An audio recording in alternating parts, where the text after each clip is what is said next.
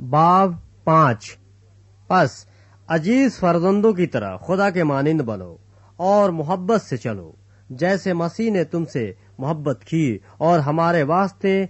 اپنے آپ کو خوشبو کے مانند خدا کی نظر کر کے قربان کیا، اور جیسا کہ مقدسوں کو مناسب ہے تم میں حرام کاری اور کسی طرح کی ناپاکی یا لالچ کا ذکر تک نہ ہو، اور نہ بے شرمی اور بےہودہ گوئی اور ٹھٹھا بازی کا،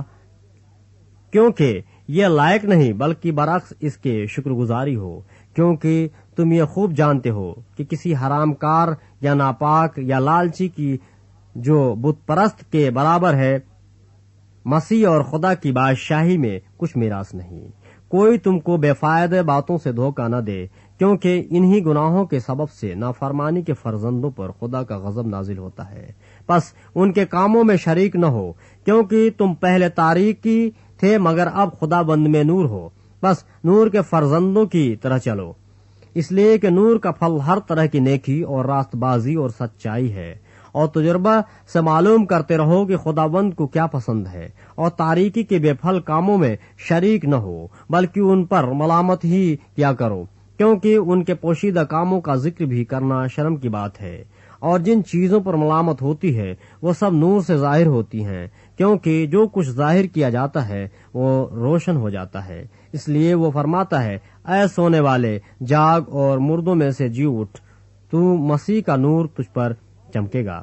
بس غور سے دیکھو کہ کس طرح چلتے ہو، نادانوں کی طرح نہیں بلکہ داناؤں کے مانند چلو، اور وقت کو غنیمت جانو کیونکہ دن برے ہیں۔ اس سبب سے نادان نہ بنو بلکہ خداوند کی مرضی کو سمجھو کہ کیا ہے، اور شراب میں متوالے نہ بنو کیونکہ اس سے بدچلنی واقع ہوتی ہے، بلکہ روح سے معمور ہوتے جاؤ، اور آپس میں مزامیر اور گیت اور روحانی غزلیں گایا کرو، اور دل سے خداوند کے لیے گاتے بجاتے رہا کرو، اور سب باتوں میں ہمارے خداوند یسوع مسیح کے نام سے ہمیشہ خدا باپ کا شکر کرتے رہو، اور مسیح کے خوف سے ایک دوسرے کے تابع رہو۔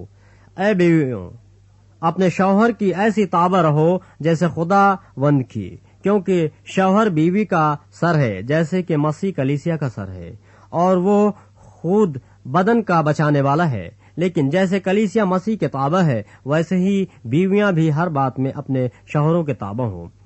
اے شوہرو، اپنی بیویوں سے محبت رکھو جیسے مسیح نے بھی کلیسیا سے محبت کر کے اپنے آپ کو اس کے واسطے موت کے حوالے کر دیا، تاکہ اس کو کلام کے ساتھ پانی سے غسل دے کر اور صاف کر کے مقدس بنائے، اور ایک ایسی جلال والی کلیسیا بنا کر اپنے پاس حاضر کرے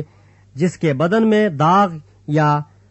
جھری یا کوئی اور ایسی چیز نہ ہو بلکہ پاک اور بے عیب ہو۔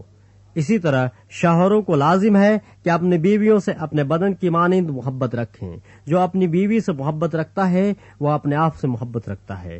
کیونکہ کبھی کسی نے اپنے جسم سے دشمنی نہیں کی بلکہ اس کو پالتا اور پرورش کرتا ہے جیسے کہ مسیح کلیسیا کو، اس لیے کہ ہم اس کے بدن کے عضو ہیں۔ اسی سبب سے آدمی باپ سے اور ماں سے جدا ہو کر اپنی بیوی کے ساتھ رہے گا، اور وہ دونوں ایک جسم ہوں گے۔ یہ بھید تو بڑا ہے، لیکن میں مسیح اور کلیسیا کی بابت کہتا ہوں۔ بہرحال تم میں سے بھی ہر ایک اپنی بیوی سے اپنی مانند محبت رکھے، اور بیوی اس بات کا خیال رکھے کہ اپنے شوہر سے ڈرتی رہے۔